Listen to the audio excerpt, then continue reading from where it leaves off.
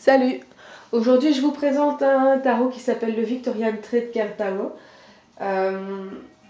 qui est un tarot créé par Marcia McCord. Je mettrai l'adresse du site internet en dessous de la vidéo. Donc c'est un tarot autopublié qui est disponible uniquement sur le site internet de la créatrice, donc de Marcia McCord. Donc Marcia McCord a créé différents autres tarots, dont certains sont sold out, notamment le Art Postcard Tarot, qui est son premier tarot et qui est sold out.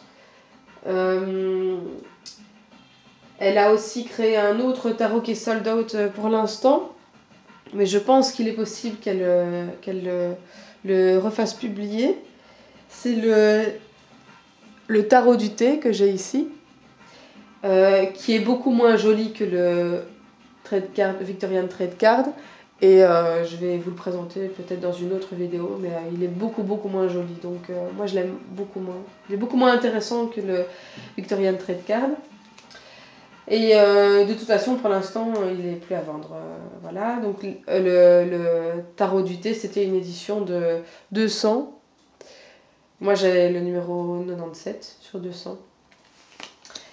Elle a aussi créé un autre tarot qui est encore disponible sur son site internet, qui est le Picture Postcard. Ce qui est encore disponible, c'est la deuxième édition qui n'est pas numérotée, que vous pouvez acheter. Moi je ne l'ai pas acheté parce que je le trouvais moins intéressant.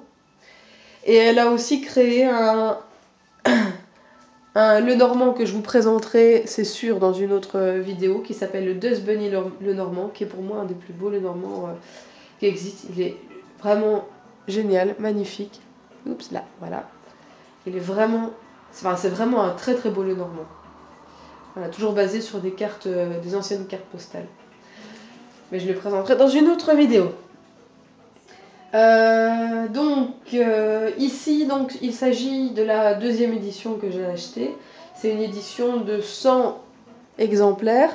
Donc si vous voulez vous le procurer, dépêchez-vous. Moi j'ai le numéro 55 et je l'ai acheté il y a 1 ou 2 mois.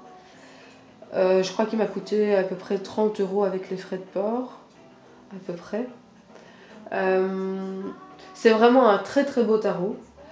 Moi je l'aime beaucoup.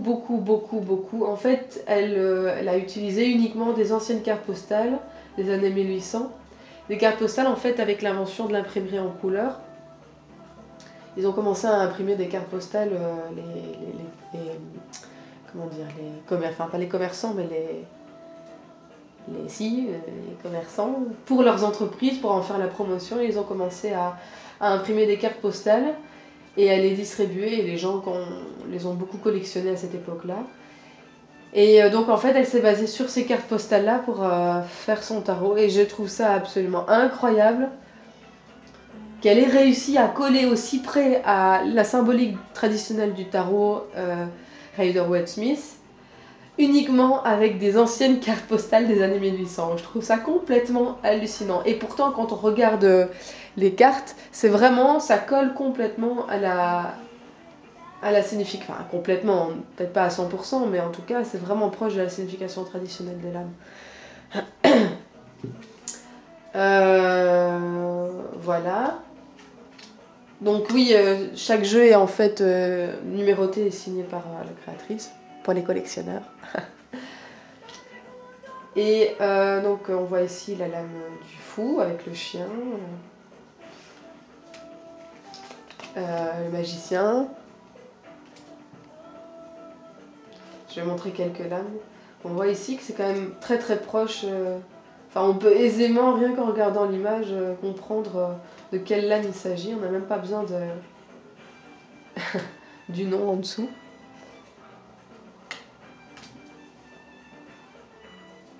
Donc parfois on voit les noms des marques, l'émulsion Scott.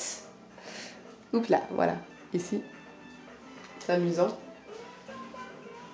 L'ermite que je trouve génial.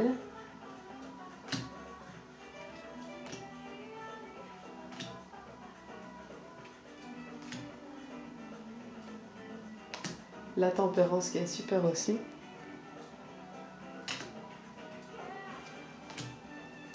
Voilà, je ne vais pas toutes les montrer.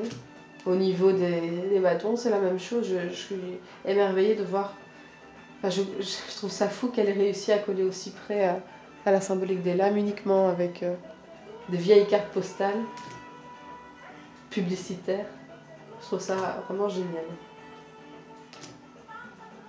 Le 5 de bâton qui est. Enfin.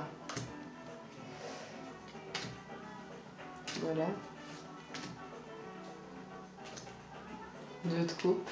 On comprend directement, rien qu'en regardant l'image, on comprend tout de suite la symbolique de la lame. 3 de coupe. 4 de coupe.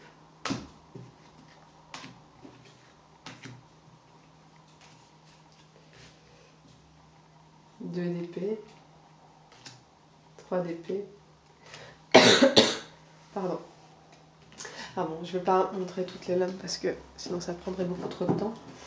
Au niveau de la taille, les cartes sont plus petites qu'un tarot habituel. Voilà, vous voyez. Donc c'est vraiment des petites cartes, ça dérange pas. Le carton, bah, c'est un carton fin, mais pas de mauvaise qualité non plus. Le fini est mat et pas brillant. Et le dos, là, ici le dos des lames, là aussi c'est une ancienne carte, mais on voit qu'elle l'a retournée de sorte qu'on puisse utiliser le tarot retourné aussi, les lames inversées. C'était son intention.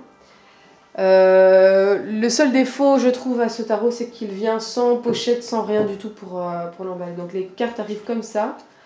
Donc il faut avoir un petit sachet pour pouvoir le ranger dans ses affaires, qu'il ne s'abîme pas et qu'on ne perde aucune lame.